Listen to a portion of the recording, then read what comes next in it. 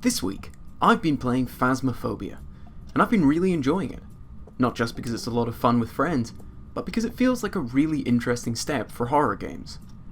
That might sound a little hyperbolic, but Phasmophobia is a really interesting example of a game entirely reliant on unscripted or systematic scares. Let's pull back for a moment.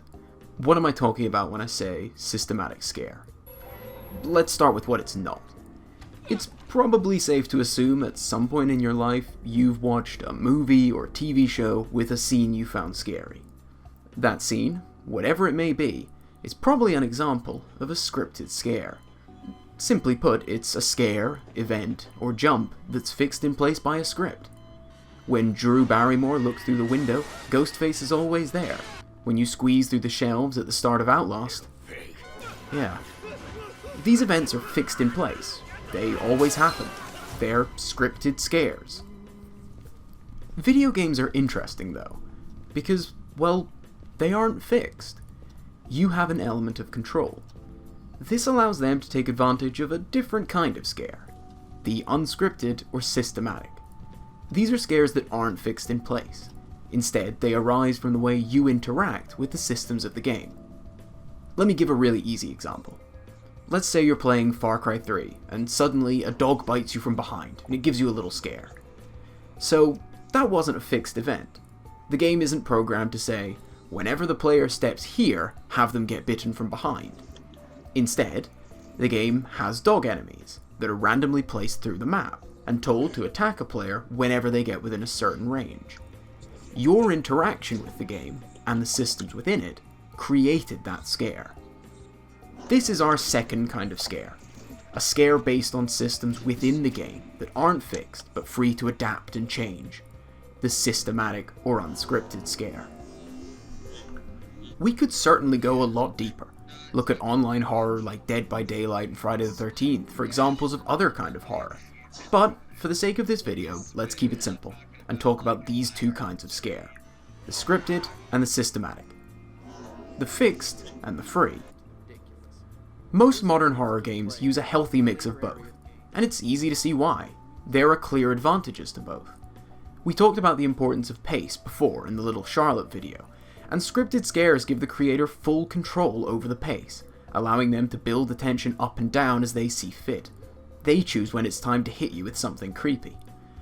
Unscripted scares, however, add a degree of randomness, making it harder to predict when the next scare is coming, keeping you on your toes, as well as adding to the replayability, with every playthrough panning out with different scares.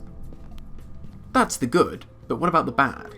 Well, some are obvious. Scripted scares can quickly become predictable, as well as making further rewatches immediately less terrifying, while unscripted scares give you little control of the pace, meaning the scares can be less effective when they do come, and, in some cases, can leave the game with too few scares to be interesting, or so many that they lose effect.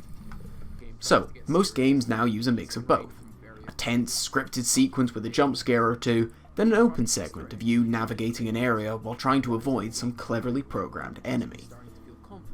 But, and this is where things get interesting, there are plenty of examples of fully scripted horror, but can you create good, fully systematic horror? In many ways it seems like a hard task. Pace and horror are so closely tied, so to lose control of one and still create something terrifying is a tough feat. There have certainly been some big steps in the past. Amnesia was a huge step towards this, with most of the game being just you navigating a castle while avoiding a free-roaming monster. But there are still some moments of script. So the question remains, can we successfully go 100% unscripted? And so, we reach Phasmophobia. Phasmophobia is entirely unscripted. Every encounter is generated to be different. In case you aren't aware, Phasmophobia is a ghost scouting game in which you and up to 3 other people are sent to a location and have to use various items of equipment to figure out what kind of ghost is haunting the place.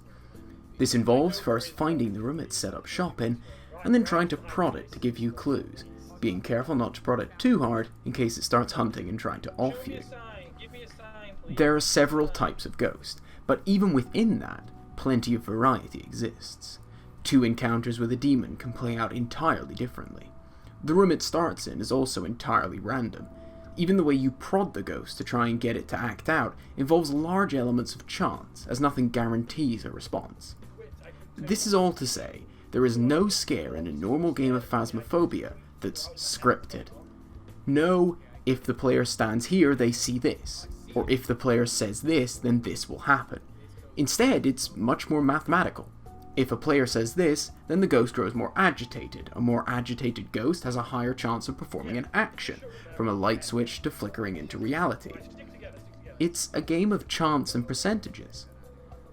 So, Phasmophobia gives us part of the answer to our question. Can you make a completely unscripted horror game? Yes, you can. The question then becomes, is it good? Is it scary? And if so, how does it get around the disadvantages we mentioned earlier? If you've ever played the game, then hopefully you'll agree with me when I say, yeah, it's pretty good and pretty scary. It's not perfect, and still falls victim to a lot of the issues we discussed of a fully systematic horror game. But some clever design choices and interesting ideas certainly help to keep things rolling. Let's start with the good stuff. We mentioned advantages of unscripted scares involve randomness and replayability. Phasmophobia seems aware that these are its biggest advantages, and so puts them at the center of the game. The slow unlock of items, and way levels are structured not to take hours upon hours, means the game feels highly replayable. The randomness of the ghost encounters keeps you on your toes, but the game exaggerates this by encouraging you to provoke the ghost to get it to give you clues. It asks you to be the one to poke the bear, except here you aren't sure where the bear is, if it can even hear you, or indeed if it's fast asleep or wide awake. It draws you into the game of chance, rather than letting you watch from the side. A clever approach to the randomness of the encounters. So it takes advantage of the systematic approach to horror, but how does it avoid the disadvantages? This is where I find Phasmophobia gets really interesting. There are 2 big clever ways the developers find to create pace within the game, without the use of scripted scares.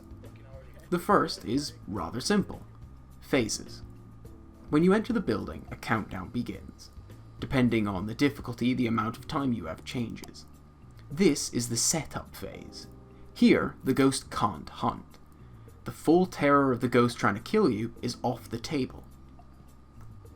It's a small idea, but it ensures that however wild you are at the start, there will be some time in the building spent building up tension, walking around the house in the dark, dealing with minor scares before a large one is thrust upon you. It's small but smart, like a forced first act to a horror movie. The other clever trick is that, random though the encounters are, you're given the tools to alter the degrees of chance. Never enough to guarantee an action, and never enough to prevent one, but enough to lightly guide your play. The sanity meter is a great example of this. The lower it gets, the greater chance the ghost tries to hunt you. So, the more time you spend walking around in the creepy building, the more time you witness something unnerving, the lower your sanity gets, the more likely the game is going to throw something big at you. It creates a sort of natural ramping up in tension. If things are getting too scary, you can take pills to increase your sanity, or leave the ghost alone for a while. Both actions decrease the chance of an attack, allowing for that rise in tension to happen again and again, while never letting you feel entirely safe, as the ghost could still do something drastic at any moment. The game is full of examples like this. Saying the ghost's name, using a Ouija board. All of these actions increase the chance of an attack, but never guarantee it. So, when it often doesn't happen, you're left tense and afraid, wondering if you should risk trying again, knowing you might have to if you want to get clues from the ghost. Overall, the game strikes this amazing balance between the player and the game, as the player naturally creates a pace through slowly ratcheting up the stakes by annoying the ghost for clues, while the game has systems designed to lightly follow that pace, never so linked that it's predictable, but close enough that the players feel like the game is responding to them. These systems together, the phases and elements of controlled chance, help to give the game a sort of natural pace in place of a scripted one. Of course, there are issues. Even with these clever ideas in play to try and create a sort of pace, it doesn't always work. You can have games where there is almost no response from the ghost at all, or ghosts that hunt you so frequently it stops being scary.